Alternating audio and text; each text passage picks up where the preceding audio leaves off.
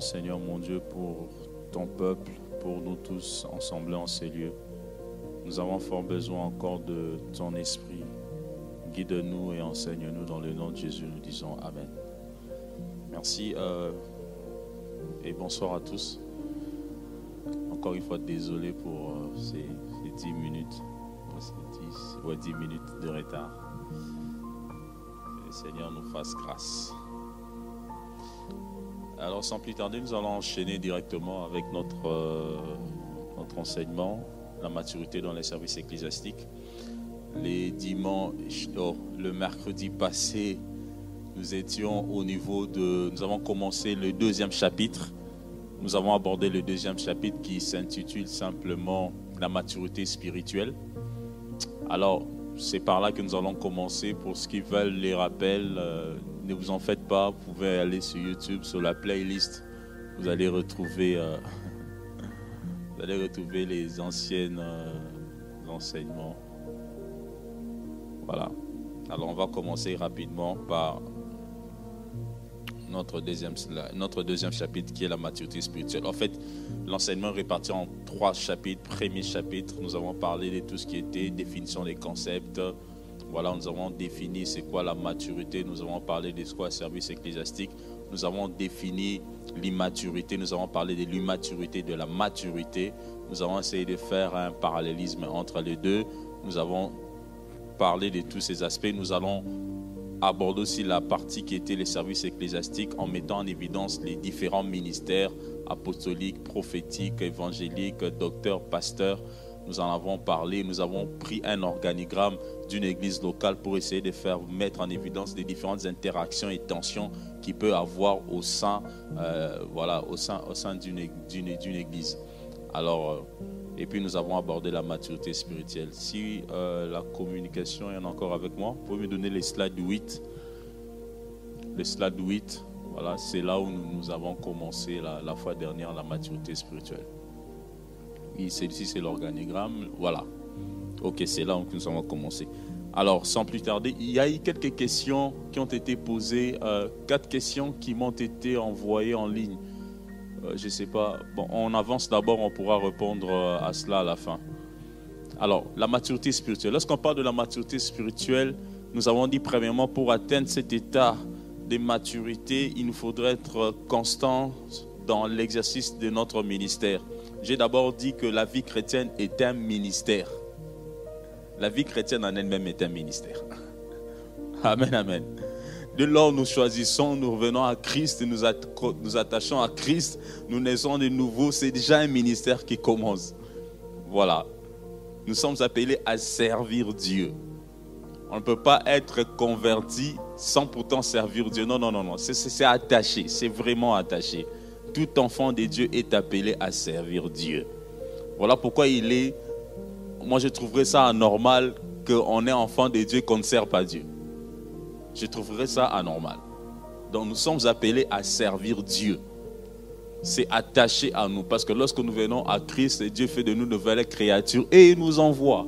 Il nous capacite et il nous envoie. Vous allez voir que même lorsque Jésus-Christ, certes, il prend les disciples, il les forme et il les envoie. Et il dit, allez faire de tous les disciples. Donc en réalité, lorsque nous devons enfants de Dieu, nous sommes disciples de Dieu, nous sommes appelés à servir Dieu. Mais chacun peut servir Dieu de différentes façons. Là, c'est un autre domaine. Donc, pour développer la maturité spirituelle, nous sommes appelés à être constants dans l'exercice de notre ministère. Ce n'est que dans la constance qu'on apprend à devenir mature. Lorsque tu es constant dans ce que tu fais, tu apprends à développer, tu apprends à comprendre, tu apprends à bien gérer, tu apprends à connaître les rudiments, les ficelles de ce que tu fais. Nous avons donné l'exemple de Daniel 6. Nous avons dit deuxièmement aussi le respect des engagements. Le respect des engagements est important, bien aimé, dans l'exercice ou bien dans la voie qui mène vers la maturité. Le respect de ces engagements. C'est-à-dire que lorsque je dis que Seigneur, je vais te servir, je dois respecter mes engagements. respecter ses engagements. J'ai dit, voilà, j'ai pris tel engagement, je vais chanter à la chorale, je serai à l'école de dimanche, je vais servir Dieu à la jeunesse, jeunesse. Bien aimé, nous devons apprendre à les respecter.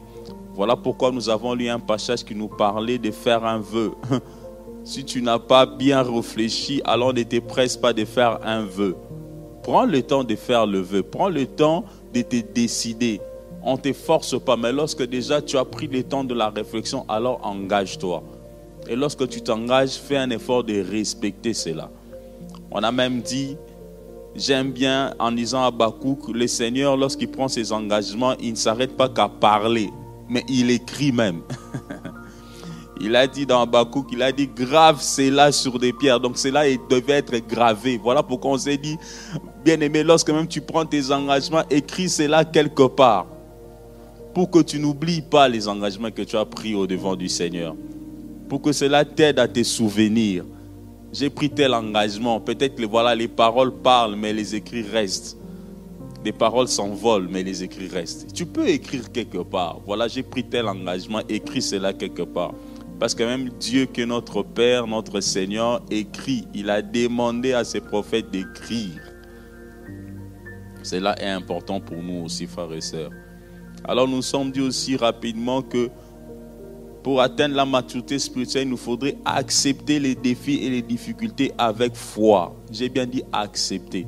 C'est-à-dire que nous devons nous rendre compte, en fait, lorsque nous voulons atteindre la maturité spirituelle, lorsque nous sommes en train de servir Dieu, que les défis peuvent arriver.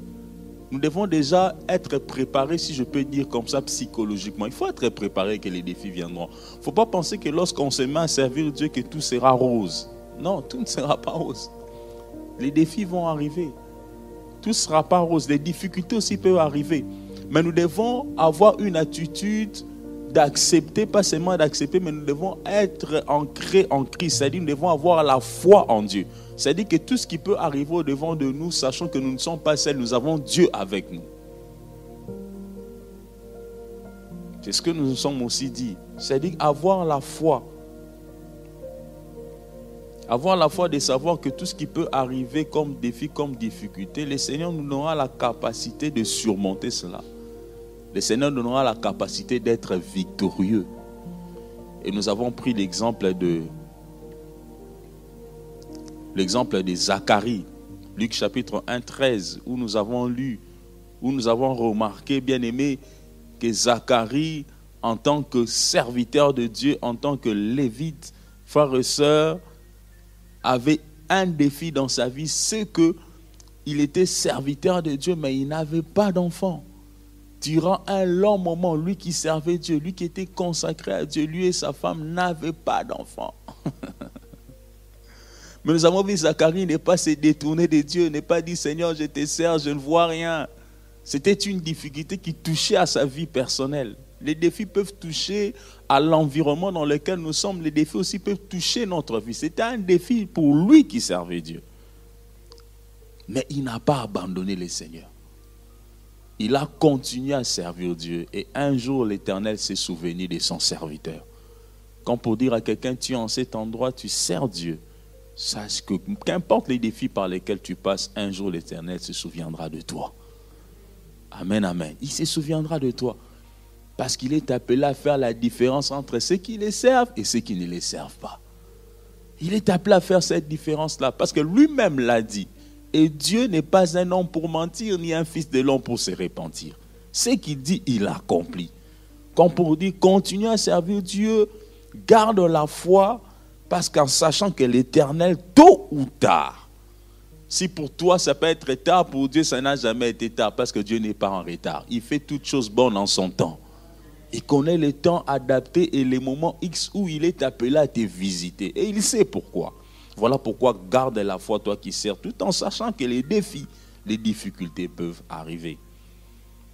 Et aujourd'hui, nous enchaînons directement avec travail ou travailler en bonne communion.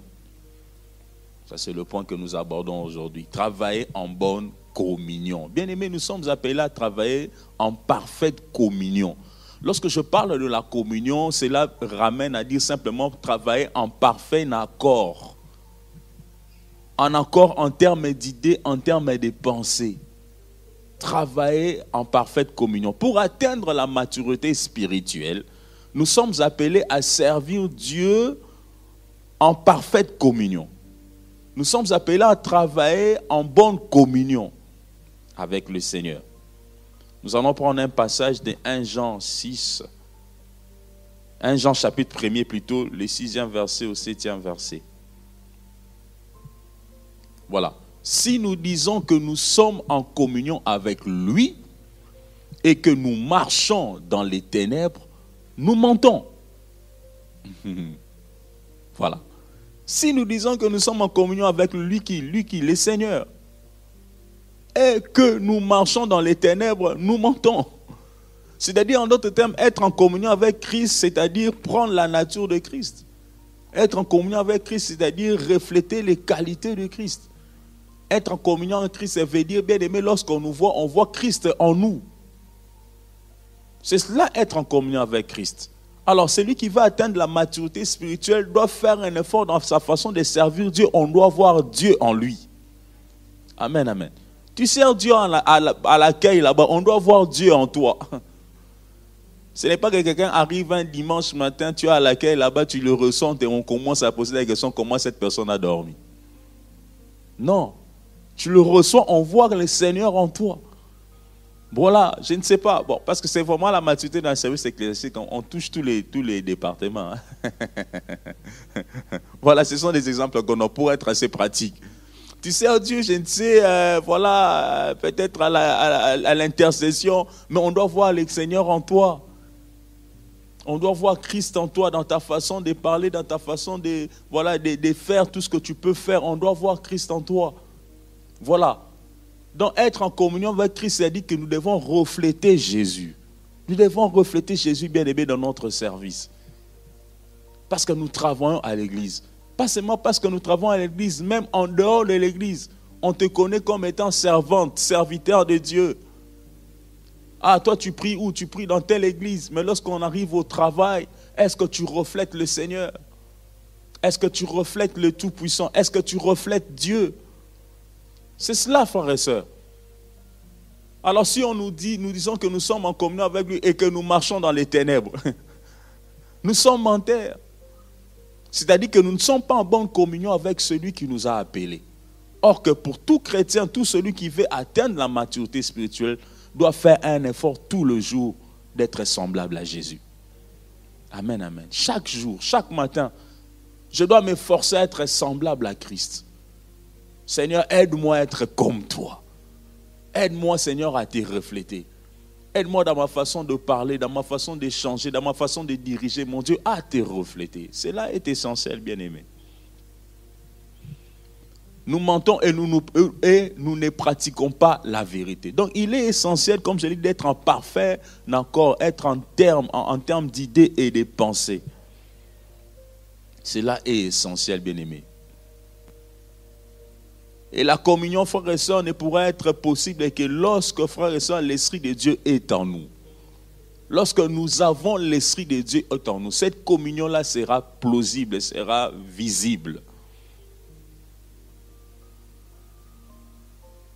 Nous devons faire un effort d'avoir les mêmes pensées. Nous ne pouvons pas entrer dans le royaume des cieux en tant que solitaires. C'est-à-dire que, bien aimé, on ne peut pas se dire un matin que non, moi je vais aller au ciel tout seul. Non, non, non, non, non. Pour entrer même au ciel, tu as besoin d'être en communion avec Dieu. Donc la communion est importante pour notre pèlerinage sur cette terre, est importante même pour que lorsque nous irons au ciel. On a besoin d'être en communion avec Dieu. Au-delà d'être en communion avec Dieu, nous avons aussi besoin d'être en communion entre nous. Amen, amen. Oui. Nous servons Dieu, certes, nous devons avoir ces rapports de communion avec celui qui nous a appelés, mais nous devons être aussi en communion avec les frères et les sœurs avec qui on sert le Seigneur. C'est essentiel, nous devons aussi veiller à cela. Cela, nous devons l'apprendre, bien aimé, être en communion avec la communauté.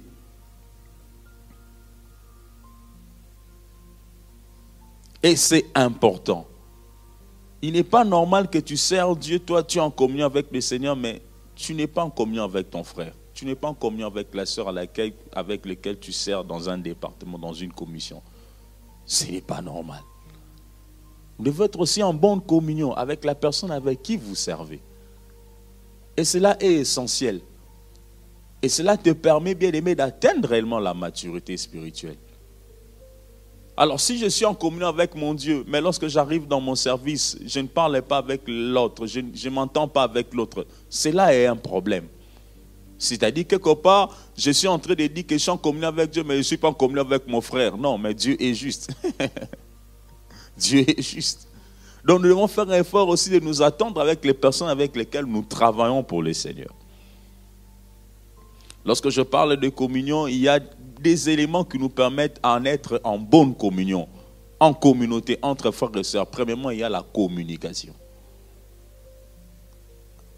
Des fois, spirituellement parlant, on prie ensemble, on s'entend très bien. Mais si on n'a pas une bonne communication entre nous, cela va biaiser notre communion. Cela va nous empêcher d'avoir tous les mêmes idées, la même pensée sur ce que nous voulons faire. D'où la communication est importante. Nous sommes à la chorale, nous sommes à la jeunesse, nous sommes à l'évangélisation. Il est important d'avoir une bonne communication entre nous. Savoir bien communiquer. Savoir échanger les informations. Cela nous permettra d'évoluer tous dans la même direction. Des fois, par moments, ce qui crée problème dans les entités, c'est ce qu'on appelle l'asymétrie d'information. Voilà, vendredi, on va se retrouver, on aura jeûne et prière.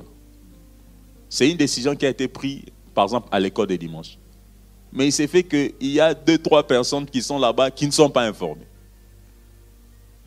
Et les jours J, il y a 2 qui ont jeûné, les autres n'ont pas jeûné. Ils arrivent là, nous on ne savait pas. Déjà là, il y a un problème de communion.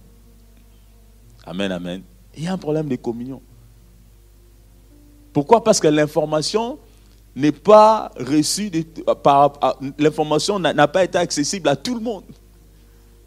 Donc il est important de bien communiquer. La communication est importante pour maintenir une bonne communion au sein des départements, au sein des entités qui servent Dieu. Même entre nous ouvriers, entre nous membres de l'Église. Voilà pourquoi nous devons toujours nous battre, nous rassurer si tout le monde a reçu l'information. Pas seulement si tout le monde a reçu l'information, mais aussi la personne qui n'était pas là doit faire un effort de chercher l'information. Amen, amen. Par moi, c'est ce qui crée le problème. Ceux qui étaient là ont reçu l'information. Mais toi qui n'étais pas là, as-tu fait l'effort de chercher l'information ou bien tu restes là? Oh non, je viens seulement à l'église. Et puis tu viens, mais moi je ne savais pas. Mais comment tu ne savais pas? Oui, je n'étais pas là.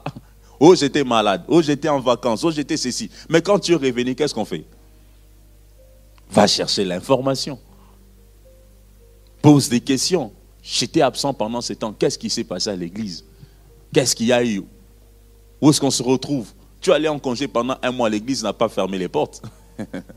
L'église a commencé à continuer à évoluer. Les choses ont continué à être faites. Il y a eu des programmes qui ont été établis. Alors, va à la recherche de l'information. Va poser des questions. Mais lorsque tu arrives et que tu n'es pas informé, tu vas voir qu'il y aura une asymétrie. Il y a de ceux qui vont avancer et tu peux être celui qui retarde les autres parce que simplement tu ne t'es pas mis à jour. Nous devons tous nous mettre à jour. Amen, amen. Pour une bonne communion, pour bien travailler ensemble, nous devons toujours faire un effort de nous mettre à jour. De la même façon, bien aimé, que nous cherchons Dieu pour avoir l'inspiration, c'est de la même façon aussi que nous devons faire un effort de nous mettre à jour lorsque nous travaillons ensemble avec le frère et les sœurs. Jean 8, 28 dit ceci. Je ne fais rien. Voilà. Jésus donc leur dit, quand vous aurez élevé le Fils de l'homme, alors vous connaîtrez ce que je suis et que je ne fais rien de moi-même, mais que j'ai parlé selon ce que le Père m'a enseigné. J'aime bien ça. Je ne fais rien de moi-même. Ça prouve déjà la communion que Jésus-Christ avait avec son Père. Il ne faisait rien par lui-même. En d'autres termes, c'est comme si Jésus est dans une maison, il va aller faire des courses, il sort de la maison sans avertir son Père, qui est Dieu. Non, non, non, non. Même avant d'aller faire les courses, son Père, qui est Dieu, le sait. Il dit, je ne fais rien de moi-même, mais je parle selon ce que le Père m'a enseigné. Jésus-Christ ne faisait rien sans son Père. Amen, amen, peuple de Dieu. Il ne faisait rien sans son Père. Cela prouve la bonne communion. Et maintenant, venons de façon pratique. Nous sommes à l'église. Comment veux-tu prendre des initiatives sans même que ton pasteur ne les sache? C'est là qu'il y a un problème, c'est-à-dire qu'il n'y a pas une bonne communion. Amen, amen. Il n'y a pas de bonne communion. Voilà, tu es à l'évangélisation, tu as fait des choses, ou bien tu as l'intercession, tu as la jeunesse, tu as fait des choses, même ton pasteur n'est même pas informé. Il est surpris comme tout le monde. Oh, ça c'est la jeunesse. Ah, mais je ne savais pas. Non, il y a un problème. Si Christ pouvait faire, ne rien faire sans son Père, de la même façon qu'il est notre modèle, quand nous travaillons avec les hommes et les femmes dans l'église, nous avons sûrement des responsables. Alors lorsque nous voulons faire une chose, ces responsables doivent être informés. Et par ailleurs, les responsables qui sont dans les entités, lorsqu'ils veulent faire quelque chose, ils doivent en informer leur pasteur. Amen, amen. C'est important. Tu ne peux pas travailler ou prendre des initiatives sans informer ton responsable ou ton pasteur. Tu ne peux pas te déplacer, aller prêcher quelque part sans que ton église en soit informée. Quelle que soit l'onction qui coule sur toi. Amen. Voilà, tu dois informer. Pas seulement informer, tu dois même demander l'autorisation. Tu dois demander l'autorisation. Mais vous allez voir des gens qui veulent être libres, indépendants. Tu sers dans une église, tu sers au pied de quelqu'un et quelque part, on t'invite quelque part, mais oh, la personne part. Oh! Mais est-ce que tu as demandé l'autorisation? Est-ce que tu as informé? Christ ne faisait rien sans son Père. Voilà l'épreuve, bien aimé. Pour atteindre la maturité, nous devons apprendre à travailler en parfaite communion. D'où la communication est importante. L'information est importante, frères et sœurs. Nous devons la partager. Moi qui vous parle, je me rappelle, à un moment donné, j'avais, là encore à Kinshasa, j'avais pas mal d'invitations. Ouf. Mais toutes ces invitations, tu pouvais m'appeler. J'ai dit, mais écoute, tu peux beau m'appeler. L'invitation doit passer par le pasteur. Voilà. Et il y a certaines invitations où je ne suis jamais parti. Oui, parce que l'invitation est arrivée, l'homme de Dieu a regardé et dit, tu ne pars pas. Et je n'ai jamais oublié ce qu'il disait. Là où tu te présentes, sache que tu as mon image avec toi. Amen, amen. Il dit, partout tu entreras, sache que c'est moi d'une façon qui suis entré. Et on peut t'inviter quelque part, les personnes qui t'invitent ne reflètent pas ou bien ne sont pas dans la même doctrine que nous. Il suffit que toi, tu ailles poser tes pieds là-bas et ta tête là-bas et tu es en train d'apporter la parole. On saura que, les fils de Bombogo, voilà. Est-ce qu'on se comprend un peu? C'est important de comprendre ces choses, bien aimées. Même ici, à la Bande Bruxelles, nous avons certes des invitations. Mais ça passe par le pasteur. Il dit, oui, je connais, oui, tu peux partir. S'il dit, ne pars pas, je ne pars pas. Amen, amen. C'est important, bien aimé. Travailler dans la communion est important. L'information, la communication. Tu es dans une entité, vous êtes dans la chorale, vous êtes je ne sais où. Vous devez avoir la bonne communication avec les responsables. Cela nous permet tous d'atteindre une bonne maturité spirituelle.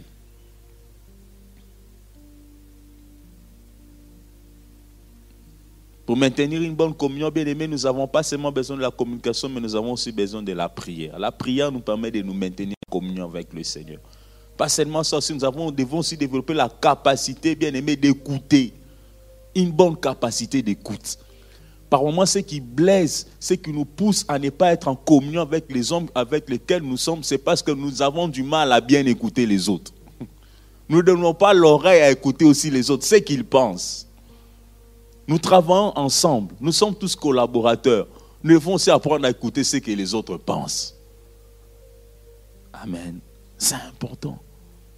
Par exemple, vous allez voir que les gens sont dans un groupe, il y a un qui parle, il n'y a que lui qui montre. C'est comme si les autres n'ont rien à dire. Non, non, non, non. À l'église, il n'y a pas de dictature. Du reste, c'est Jésus-Christ n'est pas dictateur. Du reste, c'est Dieu n'est pas dictateur. Le Seigneur nous donne toujours le choix. Mais il nous conseille à suivre la bonne voie. Il dit choisis. J'ai mis au devant de toi ceci, cela, mais choisis ceci. Dieu n'est pas dictateur. Comment veux-tu que tu es dans une entité où toi tu es dictateur? Non, parce que moi j'ai... Non. Donc bien aimé, nous devons développer cette capacité à savoir aussi écouter les autres. À savoir écouter les autres, avoir une expression claire. Nous devons aussi apprendre, bien aimé, à respecter les différences dans la façon de voir les choses. Lorsque nous travaillons avec les gens, tout le monde ne verra pas la chose de la même façon que moi je vois. Je suis certes responsable d'une entité, mais je dois savoir que toutes les personnes avec qui je travaille ne verront pas seulement les choses de la même façon que moi je vois. Ils peuvent aussi voir différemment. Mais cela ne m'empêche pas de les écouter. Amen, amen. Cela ne m'empêche pas de les écouter. Parce qu'ils ne sont pas tous appelés de voir les choses de la même façon que moi. Et ce qui est bien, nous travaillons sous le leadership d'une personne qui est le pasteur. Et ce qui est encore bien, nous avons le Saint-Esprit qui nous conduit dans toute la vérité. La Bible dit que l'Esprit de l'Éternel vous conduira dans toute la vérité. Le Saint-Esprit nous conduit vers la vérité. Nous pouvons voir des différents, mais parce que l'Esprit de Dieu est là et que nous nous mettons à prier, nous demandons, Seigneur, montre-nous ce que nous devons faire. Le Saint-Esprit va nous conduire vers la vérité. Nous saurons ce que nous devons faire. Amen, amen. C'est important de comprendre ces choses. D'où la bonne communion est importante. Et nous devons veiller à cela. Tout homme qui sert Dieu, toute femme qui sert Dieu est acteur à la recherche de la bonne communion. Il n'y a pas qu'une seule personne. Toute personne qui sert dans une entité, nous recherchons tous à être en bonne communion. Parce que cela nous amène vers la maturité.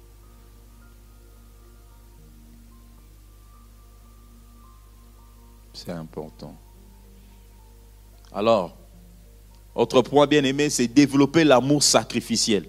Pour servir Dieu, pour atteindre la maturité, nous devons développer l'amour. Je l'ai intitulé l'amour sacrificiel. L'amour sacrificiel, c'est-à-dire qu'avoir une dimension, oui, je sers Dieu, je dois me préparer à me sacrifier aussi. C'est un sacrifice. Amen, amen. Servir Dieu, c'est un sacrifice. Je dois mettre dans ma tête que servir Dieu, c'est un sacrifice. Mais je le fais avec amour. Je le fais avec amour. Ça ne sera pas aisé, mais c'est un sacrifice. Je dois le faire avec beaucoup d'amour, servir Dieu.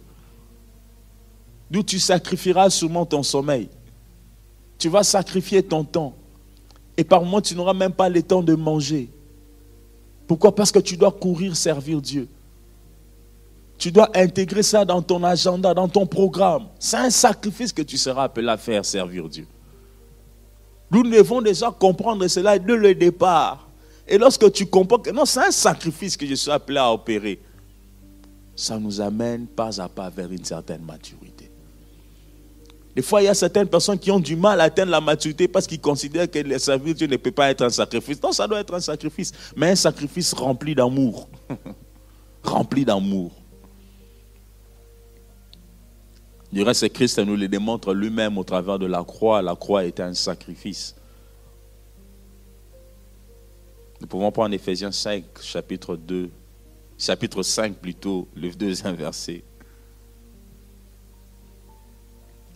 Et marcher dans la charité à l'exemple de Christ qui nous a aimés et qui s'est livré lui-même à Dieu pour nous comme une offrande et un sacrifice de bonne odeur. Marcher dans la charité, marcher dans l'amour. À l'exemple de Christ. Amen, amen. Ça, c'est toute une exhortation que l'apôtre Paul nous donne. Marcher dans l'amour à l'exemple de Christ, qui nous a aimés et qui s'est livré lui-même. Nous voulons servir Dieu, nous voulons atteindre la maturité. Regardons Jésus. Il s'est livré, il s'est sacrifié. Nous devons apprendre à nous sacrifier. Si nous ne mettons pas l'esprit du sacrifice dans notre façon de servir Dieu, nous n'irons pas très loin. Nous allons nous arrêter.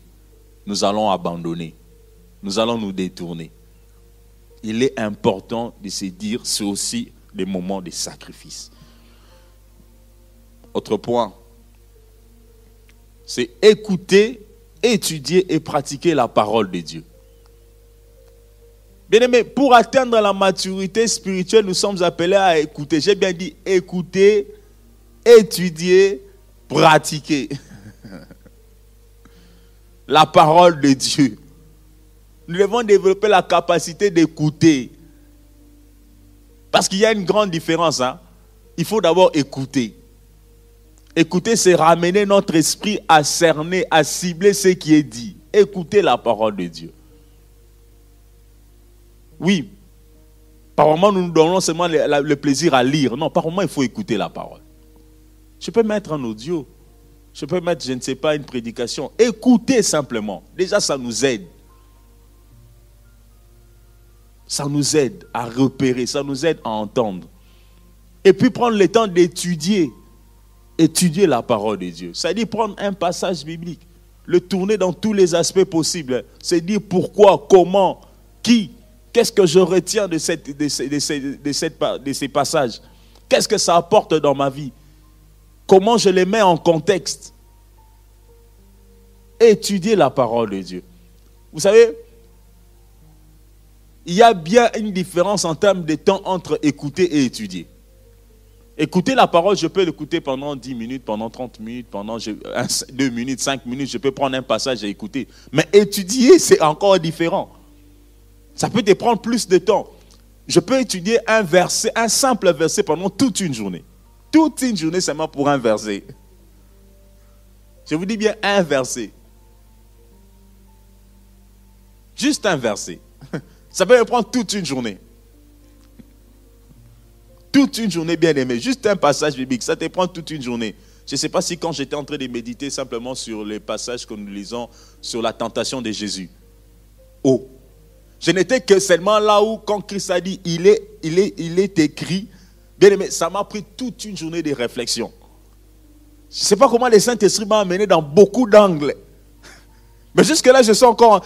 À chaque fois que je me lève, je me dis, Seigneur, pourquoi est-ce que tu es arrivé à dire ça? Donc, en fait, ça m'a pris toute une journée. J'étais en train de lire la parole de Dieu. J'étais en train de... Voilà. Seulement ces passages, je ne suis qu'arrêté que là. J'ai dit, bon, j'ai fait la lecture. Je suis encore revenu là. J'ai dit, mais en fait, ça cogite dans ma tête. Pourquoi, Seigneur, en fait, tu avais répondu au diable? Parce qu'en réalité, tu ne pouvais même pas le répondre. Est-ce que vous vous rendez compte, là où Dieu m'a amené? Bon, je n'ai pas entré dans ça. Je dis, mais pourquoi tu l'as répondu? Parce qu'en réalité, tu ne pouvais même pas le répondre. D'abord, de quel droit il s'est permis de te poser une question? Vous voyez, donc, mon esprit a commencé à tourner là. J'ai dit, mais en fait, de quel droit? D'abord, comment il s'est permis de poser des questions? Et pourquoi d'abord tu l'as laissé? Pourquoi d'abord tu l'as laissé te poser une question? Mais pourquoi tu as répondu comme ça? Parce que quand j'ai fait une suite logique, je vais carrément entrer dans cette... Non, je reviens. Quand je faisais la suite logique, le diable était en train de poser une question qui... Je vais aller très loin, je reviens ici. C'était juste pour vous dire que étudier la parole de Dieu, ça peut vous prendre toute une journée. Et ça m'a pris toute une journée. J'étais en train de faire autre chose, par moment je m'arrêtais, je revenais là. En fait, c'est ça, étudier la parole de Dieu. Tu prends un passage, tu le tournes dans tous les sens. Et le Saint-Esprit va commencer à te conduire. Plus tu te poses des questions, plus le Saint-Esprit est en train de t'ouvrir ta pensée. Il est en train d'ouvrir ton intelligence. Il est en train de te ramener, écoute, ce que je voulais démontrer, c'est ça. En fin de compte, j'avais compris. Mais en réalité, pourquoi tu as répondu comme ça? Parce que la question du diable était celle-ci. Mais toi, la réponse que tu as donnée, ce n'était pas ce que le diable avait posé comme question. Tu as répondu directement. Vous voyez? Donc la parole de Dieu, lorsque vous l'étudiez, elle peut prendre plus de temps. Mais il est important, tout cela nous amène à une certaine maturité. Et pratiquer la parole de Dieu. Nous devons la pratiquer, bien aimé. Lorsque nous étudions la parole de Dieu, c'est pour la mettre en pratique. Et cela nous amène vers une forme de maturité spirituelle. Nous pouvons prendre Romains 10, le chapitre 17. Romains chapitre 10, le verset 17.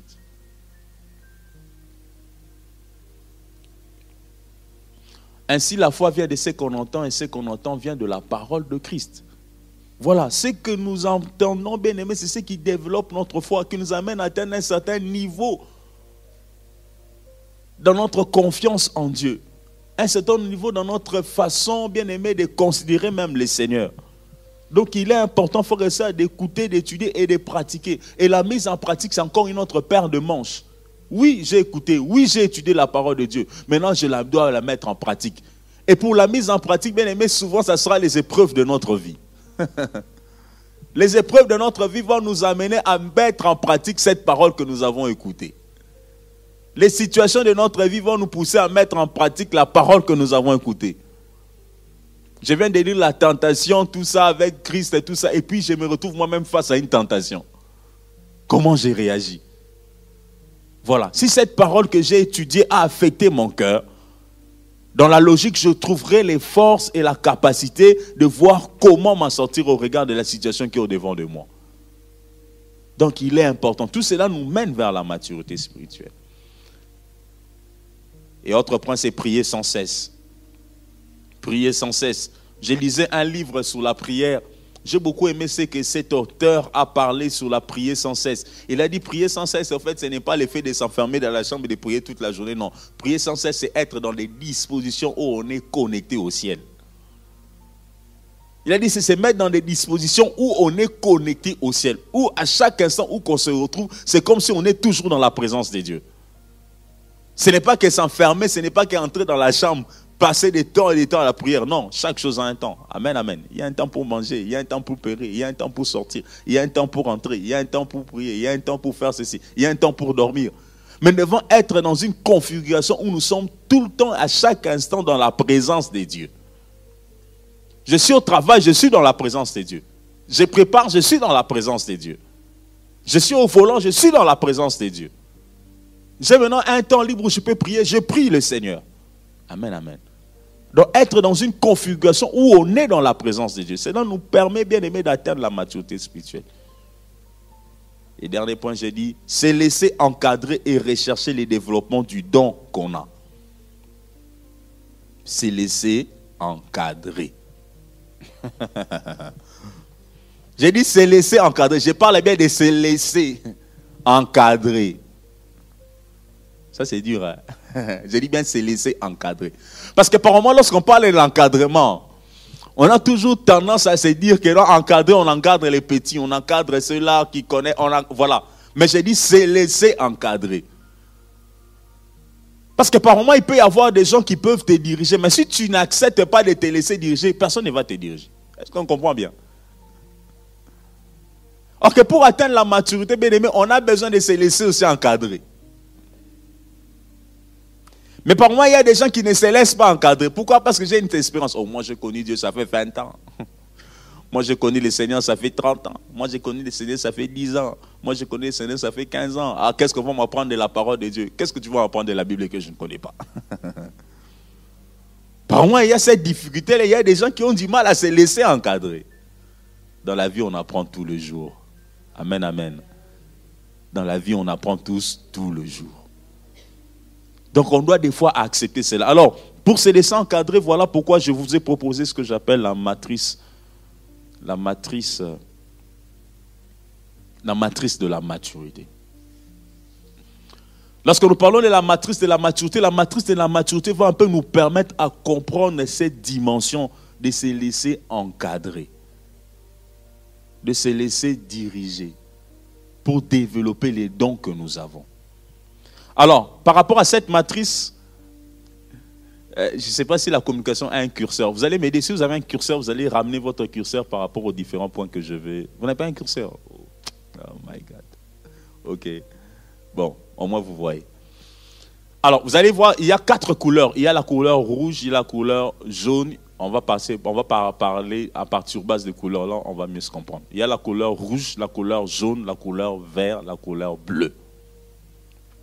On va partir sur cette base de ces couleurs. Alors, nous allons considérer 4 types de personnes. 4 types de situations. Les 4 types de situations sont définis par ces 4 couleurs que j'ai mises là. Qu'on a mises là. Rouge, jaune, vert, bleu. Ça, ce n'est pas mon invention. Déjà, je tiens à souligner. Cette matrice n'est pas mon invention. Mais depuis un certain temps, le Seigneur est en train de m'amener toujours à travailler, à faire le lien entre la science et la parole de Dieu. Depuis un certain temps, bon, en fait, c'est toujours ça avec moi. Donc, j'ai toujours voulu prendre la science et la mener à ce qui est spirituel. Amen, amen. Parce qu'en réalité, il n'y a pas de divergence entre la science et la spiritualité. Non. Dieu est le maître de toute science. Amen, amen. Et la science, lorsqu'on l'utilise, elle démontre encore la grandeur et la puissance de Dieu. Est-ce qu'on se comprend? Voilà pourquoi j'aime bien faire ça. En fait, ça c'est juste, voilà, je suis passé à une formation de leadership et de management d'équipe. Et on a parlé de ça. C'est 2 grands psychologues qui ont positionné cet outil.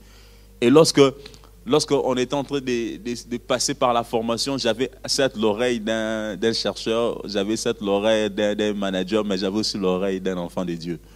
Et pendant que la personne était en train de parler, moi je voyais ça bibliquement parlant. J'ai dit, mais ça, on peut vraiment bien l'adapter et ça peut être un outil qu'on peut bien utiliser pour aider les personnes à évoluer dans leur croissance ou à atteindre une certaine maturité. Voilà pourquoi je l'ai prise pour l'adapter carrément à la dimension ecclésiastique. Amen, amen. Ok. Alors, lorsque vous prenez la partie rouge, ça c'est la première situation. À la partie rouge, c'est une situation qui démontre celui qui est par un nouveau converti. Je parle d'un nouveau converti. Quelqu'un qui veut commencer à servir Dieu. Quelqu'un qui veut croître avec les Seigneurs. Quelqu'un qui va atteindre une certaine maturité spirituelle.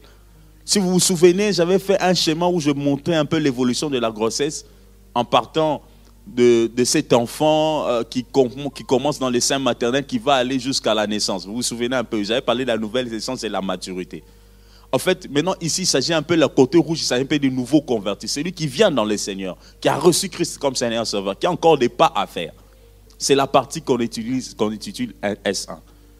Mais il ne s'agit pas aussi d'un nouveau converti. Il peut s'agir aussi d'une personne qui a déjà connu le Seigneur il y a bien longtemps.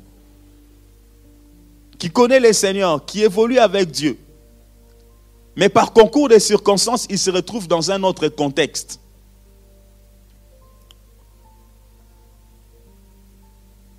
J'ai dit qu'il se retrouve dans un autre contexte. C'est comme moi. Moi aussi, je peux me retrouver dans le côté rouge. Dans le côté rouge, on a un nouveau converti. C'est comme moi. Voilà. J'ai évolué au Congo. Amen, amen. J'ai servi Dieu là-bas. Mais lorsque j'arrive en Belgique, je ne maîtrise pas la dimension sociologique ni culturelle de ce qui se passe en Belgique. Est-ce qu'on se comprend? Je suis comme un novice. Ou bien j'arrive à l'église en Belgique, je dois être aussi là-bas au niveau rouge. Parce que je ne connais pas comment fonctionne l'église en Belgique. Je ne connais pas qu'est-ce qu'on doit dire lorsqu'on presse les gens en Belgique. C'est vrai, la parole de Dieu reste vraie, elle reste véridique. Mais dans les relations humaines, comment les gens se comportent en Belgique? Est-ce qu'on se comprend? Je veux aussi me retrouver là-bas. Parce que je ne maîtrise pas. En réalité, j'ai une certaine forme d'immaturité dans les relations de ce qui se passe réellement en Belgique. Mais par moment, la difficulté, c'est quoi? C'est que quand on devient enfant de Dieu, on a passé beaucoup de temps avec Dieu, on pense qu'on est mature à tous les niveaux. Non.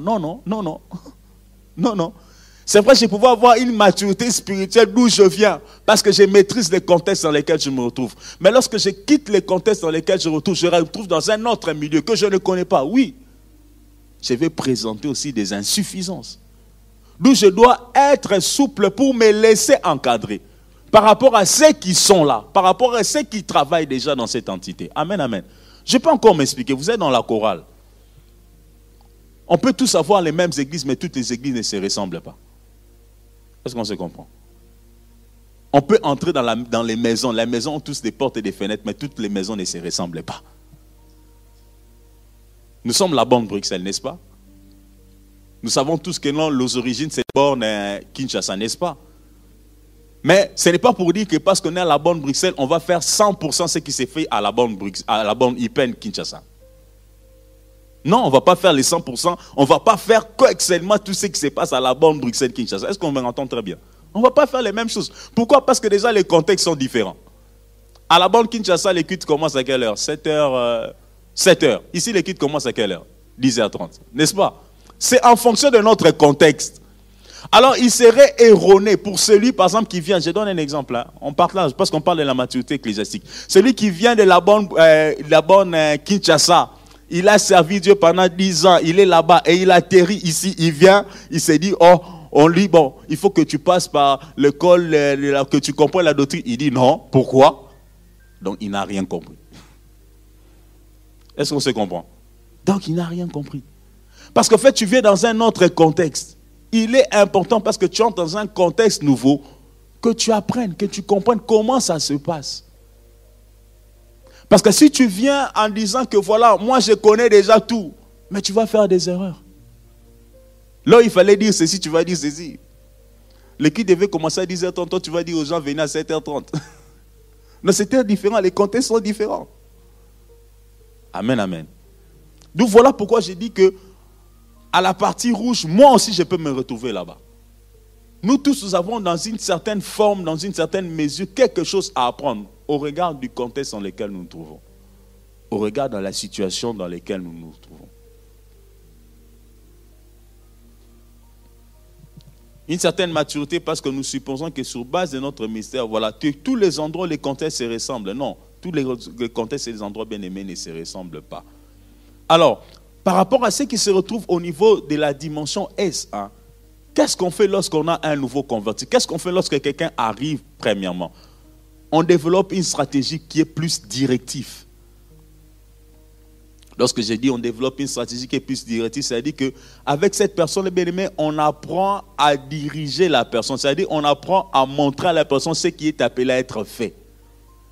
Parce qu'on suppose que la personne n'a pas connaissance de comment ça doit être fait. Alors il est important de développer cette aptitude-là, cette façon de montrer à la personne de façon directive. Ici, ça s'est fait comme ça, comme ceci. Et là, nous allons le voir avec Jésus-Christ lui-même. Jésus-Christ avait des disciples. Lorsqu'il appelle ses disciples, lorsqu'il va chercher ses disciples, lorsqu'il parle à ses disciples, lorsqu'il recrute ses disciples bien-aimés, ce qu'il a fait premièrement, c'était de leur montrer ce qu'ils étaient appelés à faire. Il avait développé une posture de direction, de montrer la voie. Voilà pourquoi je parle des directives. La Bible dit, il dit ceci, suivez-moi et je ferai de vous pêcheurs d'hommes. Ça c'est Christ qui parle à ses disciples. Il les demande de suivre, il dit, il va faire de vous des pêcheurs d'hommes. Il les demande d'abord de faire quoi? De me suivre. Il dit, suivez-moi. Sans pourtant leur dire, vous allez me suivre, j'irai où? Amen, amen. Il dit simplement, suivez-moi. Même les disciples ne savaient pas où ils devaient aller. Il a seulement dit, suivez-moi. Je vais faire de vous des pêcheurs d'hommes. C'est tout. Il a simplement donné la direction sans pourtant donner beaucoup d'explications. Sans pourtant commencer à expliciter, suivez-moi quand j'irai au désert. Suivez-moi lorsque je vais prendre la barque. Non, rien à voir. Il a dit, suivez-moi et je ferai de vous des pêcheurs d'hommes. La mission était claire. En d'autres termes, lorsque quelqu'un devient nouvellement converti et que nous sommes peut-être à la chorale, nous sommes à la jeunesse, que nous recevons un nouveau venu, qu'est-ce que nous devons faire? Nous devons déjà d'abord apprendre à la personne ce que nous sommes appelés à faire. Définir nos fonctions, définir ce que nous sommes appelés à faire. Par moment, nous recevons des personnes, les personnes n'ont pas la possibilité de bien grandir parce qu'ils ne savent pas d'abord au préalable ce qu'ils sont appelés à faire. On le prend, on les jette carrément comme ça. Non, non, non. On doit apprendre aux personnes ce qu'ils sont appelés à faire. On doit leur diriger. Tiens, maintenant tu es entré voilà, à la jeunesse. Tu sers Dieu ou je sers Dieu à la jeunesse? Si tu dis que tu sers Dieu à la jeunesse, oui. Mais si tu rencontres un ouvrier de la jeunesse, tu lui dis que tu sers Dieu à la jeunesse, il va dire non, ta réponse est insuffisante. Mais tu sers Dieu à la jeunesse précisément dans quoi? Parce qu'à la jeunesse, il y a beaucoup d'autres choses. Voilà, à la jeunesse, il y a les conseils de traçabilité, il y a le mentorat. Voilà, tu sers Dieu à l'église, tu sers Dieu où? Il doit avoir une pression, je sers Dieu à l'accueil. À l'accueil, vous faites quoi? C'est-à-dire que lorsque les personnes arrivent à l'accueil, les gens de l'accueil sont appelés à dire, nous à l'accueil, notre rôle c'est ça, c'est ça, c'est ça, c'est ceci. Donc avoir un comportement directif. Cela est important. Et Christ a développé cela par rapport à ses disciples. Nathanaël pouvait être ignorant pour avoir une certaine ignorance du temps dans lequel il s'est retrouvé. Mais le Seigneur lui parle avec précision. Pouvons prendre Jean 1, 46.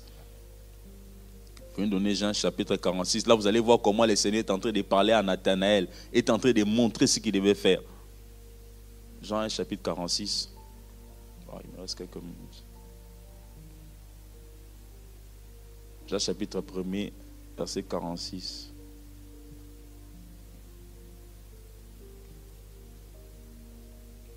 Voilà, Nathanaël lui dit, peut-il venir de Nazareth quelque chose de bon? Philippe lui répondit, viens et vois. Pour Nathanaël, vraiment, il ne pensait même pas que quelque chose devait venir de bon par rapport à Israël.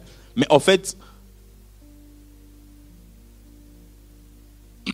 il savait que rien ne pouvait venir de bon par rapport à Israël. Mais simplement, en allant voir le Christ, il avait maintenant découvert qu'il était face à un Messie. Et celui-là va faire appel à Nathanaël. Pas seulement Nathanaël, à Thomas, à plusieurs des serviteurs. Et lorsque vous lisez Matthieu chapitre 1er, lorsque Jésus a achevé de donner ses instructions, Matthieu 1er, le premier verset, le premier chapitre, le 11e verset dit, lorsque Jésus a achevé de donner ses instructions à ses 12 disciples, il partit de là pour enseigner et prêcher dans les villes. Vous voyez, la Bible parle que Jésus donna des instructions. En réalité, lorsque nous sommes d'abord dans le premier carré rouge, nous devons apprendre à recevoir les instructions. Apprendre à recevoir les directions. Apprendre à savoir ce qui doit être fait. Cela nous permet, bien aimé, de croître, d'aller vers la maturité spirituelle. Tu veux atteindre la maturité spirituelle, tu es dans un département, tu es dans une commission, tu arrives quelque part, bien aimé, apprends à savoir ce qui est appelé à être fait. Apprends à recevoir les instructions qui sont données. Tu ne peux pas évoluer si tu n'apprends pas déjà toi-même à développer cette capacité de recevoir les instructions qui sont données. Par moment, à l'église, ce qui nous crée problème, c'est que nous avons des personnes qui ont du mal à recevoir les instructions qu'on leur donne. Qui ont du mal à accepter ce qu'on les a donné comme directive. Voilà pourquoi j'ai dit, c'est laisser encadrer. Et cela n'est pas fonction de l'âge. Par moment, tu peux arriver dans une commission où la personne que tu trouves être dirigeant est moins âgée que toi. Tu vois, vous marquez, qui est le plus jeune ouvrier de l'église? Daniel Pierre, voilà, ça c'est un bon exemple. Voilà, Daniel Pierre est à la technique. Et à la technique, toi tu viens d'arriver. Tu as 3 fois l'âge de Daniel Pierre. Or qu'à la technique, la personne qui gère le son, le diacre Gauthier s'est dit, voilà, la personne qui doit recevoir les personnes qui viennent, c'est Daniel Pierre. Et celui qui doit montrer comment ça se font les choses à la technique. Et toi, tu arrives, haut de ta taille, de ton âge, tu regardes, ah! Mais vraiment, les choses commencent à changer. C'est ah! Dans ton cœur, tu ne dis pas Daniel Pierre, mais c'est vraiment ces jeunes hommes qui vont commencer à montrer ce que tu vas faire. Déjà là, tu avances à une certaine méfiance. On se comprend ce qui nous arrive. Hein? Parce que tu regardes à l'âge, tu dis non, il ne peut pas faire ça. Ah, mais non. Comment souvent mettre ces jeunes hommes, cet adolescent? Tu vois un peu. Des fois, on a du mal à nous laisser encadrer. Or que c'est lui qui maîtrise les contextes dans lesquels tu es. Si toi, tu étais peut-être un ancien ingénieur de son, tu as utilisé, je ne sais pas quel type on appelle ça des tables mixeurs. Mais les tables mixeurs que tu avais chez toi n'est peut-être pas les tables mixeurs qu'on a chez nous ici. C'est peut-être un autre table mixeur. Et c'est Daniel Pierre qui est censé être la personne qui maîtrise le mieux cette table mixeur. C'est lui qui doit te montrer. Amen, amen. Est-ce qu'on se comprend où on part? Voilà pourquoi tu vas voir beaucoup de personnes ont du mal à développer une certaine forme de maturité. Parce qu'on se met nous-mêmes le blocage. On se dit non, c'est un problème d'âge. Non, la personne ne peut pas. Pourquoi c'est ceci? Pourquoi c'est moi? Il y a tout ça qui nous empêche vraiment de croître. Or que nous devons être humbles. Amen, amen. Parce que nous sommes appelés à apprendre. Et maintenant, si possible dans cette entité-là, on peut aussi ouvrir aussi une autre parenthèse. Par exemple, on se rend compte que voilà, Daniel Pierre aura affaire, voilà, Daniel Pierre est le moins âgé, il a peut-être, quel âge maman Bibsi, c'est pas. Il a 16 ans. Mais on va le mettre face à une personne qui a 45 ans. Ah. Peut-être la communication peut créer problème. N'est-ce pas?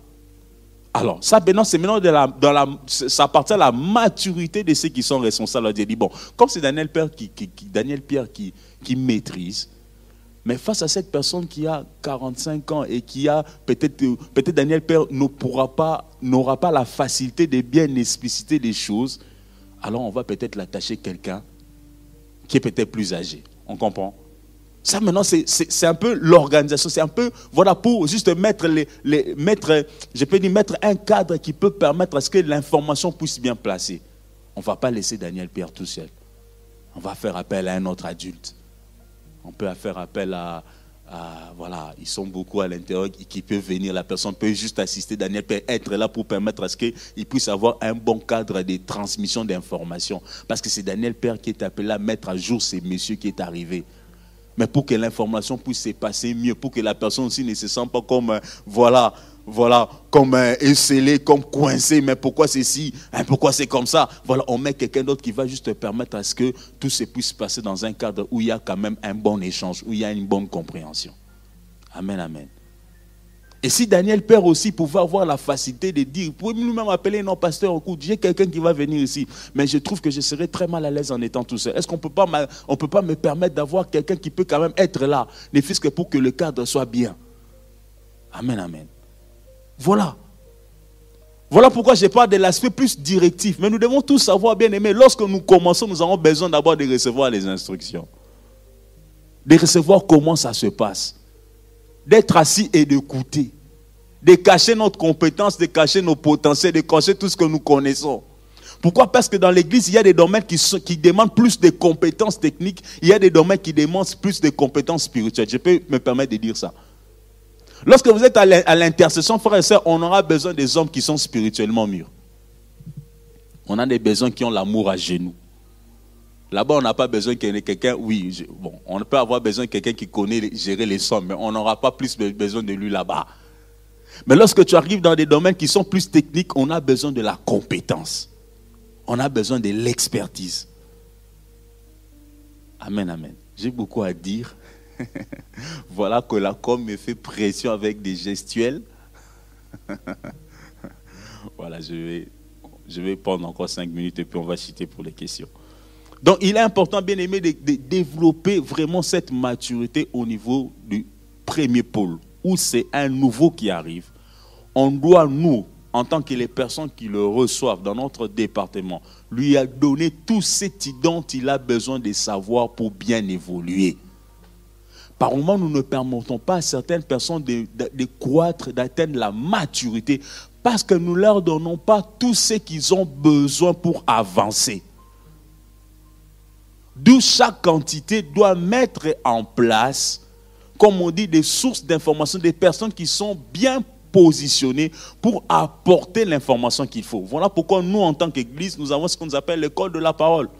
Toute personne qui veut servir Dieu commence par l'école de la parole, parce que là-bas, il apprend à comprendre la doctrine de l'Église. Il apprend à comprendre tous les aspects qui sont attachés à servir Dieu. Amen, amen. Et dans chaque entité aussi, on doit développer un modèle qui doit permettre à celui qui entre comment il peut émerger, comment il peut avancer. Mais celui qui entre doit d'abord savoir que non, je viens là pour recevoir. Voilà pourquoi lorsque Christ a eu ses disciples, d'abord c'était recevoir. Pas d'explication. Allons à gauche, ils vont à gauche. Allons à droite, allons à droite. Restons ici, restons ici. Faites ceci, il faisait. Amen. Que l'Éternel nous bénisse. On va s'arrêter là, on va ramasser les questions. On va répondre à toutes les autres questions, on pourra continuer prochainement.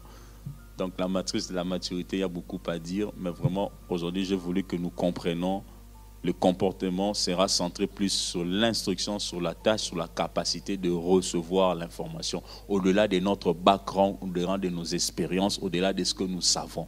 Mais d'abord de recevoir pour se mettre à jour dans les contextes dans lesquels nous nous retrouvons. Et cela est important. Prions. Précieux Père, je viens te dire merci pour ce temps où nous avons échangé ta parole. Éternel Dieu, aide-nous, mon Dieu Tout-Puissant, à comprendre parce que nous voulons évoluer, nous voulons devenir matures dans notre exercice, dans notre façon de servir Dieu. Père éternel, nous voulons donner les meilleurs de nous-mêmes et cela passe d'abord par notre capacité, Jésus, non pas seulement à être capable d'étudier ta parole, de prier, de la mettre en pratique, mais aussi d'être en communion, de savoir collaborer, mais aussi de se laisser encadrer, qu'importe Seigneur notre positionnement, notre compétence, Yahweh, tout en sachant que les personnes que tu établis au-devant de nous, tu les as donné la maturité, l'autorité nécessaire pour nous aider à évoluer. Laisse que ta parole nous fasse du bien dans le nom de Jésus. Nous en prions, nous disons Amen. Alors rapidement, s'il y a des questions, frères et sœurs, ou il y a des choses à dire, le micro est là, vous pouvez prendre. Oh, il y a une question. Quels sont les éléments d'une bonne répartition de la charge du travail au sein de l'église locale? Waouh. Ça sont des questions. Ok, quels sont les éléments d'une bonne répartition de la charge du travail? Voilà, je peux dire comme ça d'emblée, pour repartir la charge du travail, d'abord il faut savoir bien définir les tâches. Parce que même quand on parle des charges du travail, c'est un peu général, on ne sait pas quel travail. Si ça peut, on peut prendre par exemple la technique. Par exemple, on doit d'abord savoir identifier les différentes tâches. Une définition, je peux dire des fonctions. Quelle est la fonction du département technique? Par exemple, les fonctions du département technique, ceux qui sont au son, c'est peut-être, voilà, leur tâche, c'est venir allumer les mixeurs. Leur tâche, c'est se rassurer que les piles des micros sont opérationnelles. Leur tâche, peut-être, c'est se rassurer que la ventilation ou bien la climatisation de l'église fonctionne. Leur tâche, c'est allumer les lumières. Leur tâche, c'est se rassurer, par exemple, les raccordages. Je ne sais pas si j'ai dit vrai. Hein. Si c'est ça, en fait, ça va. Donc, je dis bien. Gloire à Dieu. Donc, je vous observe. Hein. Leur tâche, c'est peut-être se rassurer que les guitares, voilà, l'électricité entre la partie de l'estrade et là-bas fonctionne, les lumières fonctionnent. C'est peut-être ça leur tâche. Donc, il faut arriver d'abord à définir les tâches. Premièrement, définir les tâches. Deuxièmement, prioriser les tâches aussi. Parce qu'on peut avoir dans une structure beaucoup de tâches, mais quelles sont les tâches qui sont vraiment prioritaires? C'est-à-dire les tâches qui sont hyper essentielles, qui sont essentielles. Parce qu'il y a des tâches qui peuvent être secondaires et des tâches qui sont prioritaires. Surtout parce que comme c'est le département technique, c'est la bonne tenue du culte. Quelles sont les tâches qui sont prioritaires pour que le culte puisse bien se dérouler? Ça, il faut le savoir. La priorisation des tâches et quelles sont les différentes tâches. Et troisièmement, je peux rajouter maintenant quel type de personnes nous avons, quel type d'ouvriers, enfin, quelles sont les personnes que nous avons dans les départements, tout en définissant les compétences et les expériences. Ça aussi, c'est important. Pourquoi? Parce que c'est en fonction de cela qu'on peut se dire, voilà, par rapport à cette tâche, on peut la répartir de cette façon. Et puis savoir aussi la disponibilité des gens. Parce que qui sont disponibles? Au regard du travail qui nous est demandé. Parce que si tout le monde n'est pas disponible, qu'on demande un travail, donc il faut savoir que peut-être on ne peut pas le faire. Ou bien on n'a que 2 personnes disponibles. Alors on va prioriser le travail. Pour ne pas s'essouffler, pour ne pas prendre tout le travail et endosser sur une seule personne. Et puis aussi savoir développer la stratégie d'avoir des partenaires, des personnes qui peuvent venir en soutien. C'est-à-dire pour une certaine compétence, s'il y a quelqu'un de compétent, il faut former les autres. Qui viennent en appui, qui sont comme des secours. Pour qu'il n'y ait pas quelqu'un qui porte tout sur lui. C'est-à-dire que j'ai la compétence, c'est moi qui maîtrise ces domaines. Alors j'ai fait un effort de partager les savoirs à beaucoup plus de personnes. Avoir plus de backup. C'est-à-dire, voilà, c'est moi qui maîtrise par exemple le son. Mais j'ai fait un effort de former 3, 4, 5, 7 personnes.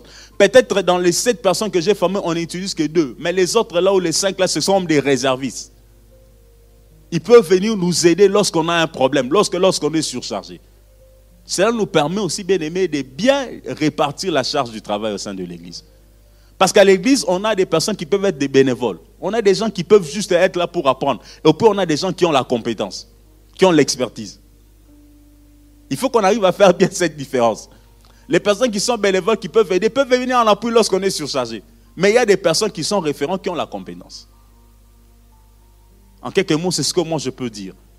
Parce que voilà, par moments on se retrouve être abasourdi ou bien on a une forte charge de ce travail, mais pas vers l'épuisement. Amen, amen. On parle de burn-out, n'est-ce pas? Mais lorsque la personne est la seule personne qui fait tout, mais il va aller vers l'épuisement. Il va aller en burn-out. Est-ce qu'on doit se dire burn-out spirituel? Mais non, la personne sera épuisée. Il ne pourra pas donner les meilleurs de lui-même. Parce qu'il n'y a que lui, il n'y a que lui. Et si la personne tombe malade, et si la personne n'est pas là, donc tout s'arrête. Ou bien on commence à sentir que le rendement est mauvais. Parce que vous travaillez avec cette personne, la qualité elle est toujours élevée. Et le jour que cette personne n'est plus capable, on commence à sentir que la qualité devient mauvaise. Voilà pourquoi lorsque la personne a la possibilité de partager les compétences, il doit le partager. Il doit créer la stratégie d'avoir de gauche à droite. Je ne sais pas s'il y a une autre question. Voilà. Comment découvrir son ministère? Oh, on ne peut que découvrir son ministère en servant Dieu. Ça, c'est la réponse que je donne. Parce qu'en fait, des fois où on a commencé, ce n'est pas où Dieu nous a appelés. Des fois où on commence, ce n'est peut-être pas là où Dieu nous a appelés. Mais il faut quand même commencer. Vous voyez? Il faut quand même commencer. Je vais servir Dieu. Commence à servir. Tout ce que tu vois, commence d'abord. Et au fur et à mesure que tu vas servir Dieu, tu vas commencer à comprendre ton élection. Tu vas commencer à comprendre que non, Dieu m'a appelé dans ceci, Dieu m'a appelé par là. Il ne faut pas croiser les bras. Oui, tu peux prier. Dieu peut te révéler déjà c'est à quoi il t'a appelé. Ça peut être possible aussi que tu pries Dieu. Tu dis Seigneur, révèle-moi, il te révèle. Mais tu peux aussi commencer à prier, Dieu ne te révèle pas. Mais comment seulement servir Dieu? Moi qui vous parle, Moi, j'ai commencé à l'école de dimanche. Moi, j'avais commencé à l'école de dimanche. Pourquoi? Parce que c'était un système imposé. Lorsqu'on était à l'écodim, Sœur m'ont dit, lorsque tu devenais préado, en fait, lorsque tu étais 13 ans, 14 ans, 15 ans, tu avais l'obligation d'aller aider les tantines qui s'occupaient des petits. Dans ces 2 ans-là. C'est-à-dire, on prenait un dimanche où on nous obligeait, nous, d'aller aussi commencer à aider. Donc, on était là en train de courir derrière les enfants. Ah, je me retrouvais en train de faire ça. Et puis, on aimait aussi. Par moi, il court, tu portes, tu transportes. Pendant que tantine est en train d'enseigner, voilà, toi, tu es en train de porter. C'est comme ça qu'on j'ai commencé à servir Dieu. 13 ans, 14 ans. Je faisais déjà ça. Et au fur et à mesure, on le faisait tout le temps. Et j'ai monté dans ça. Mais ce n'était pas là. Vous voyez? Mais j'ai commencé par là. Et au fur et à mesure que tu sers Dieu, j'ai commencé à comprendre que, moi je peux faire ceci. J'ai commencé à découvrir des talents. J'ai commencé à trouver des grâces. Comment je me suis même retrouvé dans la chorale? Moi j'étais à l'école des dimanches. Là-bas à l'école, on chante seulement des chansons avec les enfants. Non, toi tu chantes bien. Viens, tu vas chanter à la chorale. On m'a venu me prendre là-bas, on m'a ramené dans la chorale. Mais c'est parce que j'ai chanté pour les enfants. Est-ce qu'on se comprend un peu?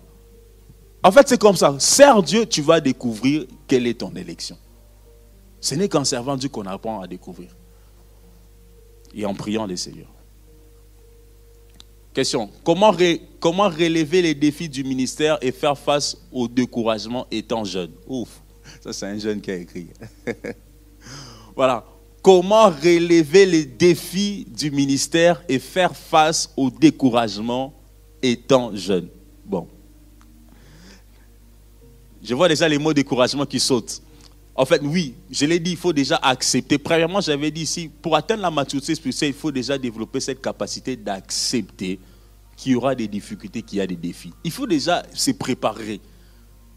Moi, quand je m'étais à servir Dieu, on me disait, tu sers Dieu, c'est bien, Dieu va te bénir. Mais sache aussi qu'il peut y avoir des combats. Sache aussi qu'il peut y avoir des difficultés. Il faut le savoir, il faut qu'on le prêche. Mais des combats qui sont orchestrés par les diables.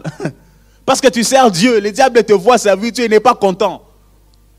Il va orchestrer des choses, il va créer des trucs juste pour te décourager. Mais quand le découragement arrive, qu'est-ce qu'il faut faire? Il faut regarder aux promesses de Dieu.